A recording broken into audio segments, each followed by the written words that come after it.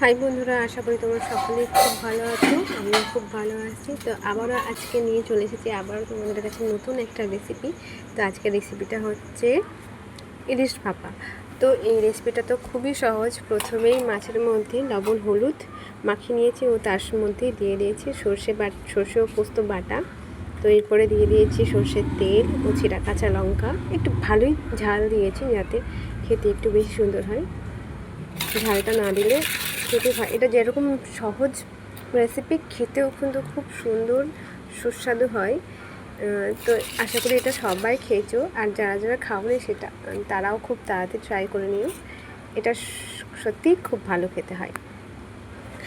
আর ইলিশের হলে তো বলাই নেই, ইলিশ মাছটাই খুব সুন্দর। সেটা যা দিয়েই হোক, ভাপাই হোক আর মাখাই হোক আর যেটাই হোক, সেটাই খেতে খুব ভালো লাগে। তো তোমরাও ঝটপট বানিয়ে খেয়ে নাও। এবার তো বর্ষা শেষই হয়ে গেল। চলো, আমারও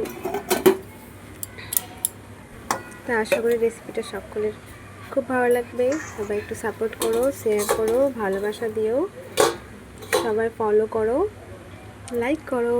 বাই।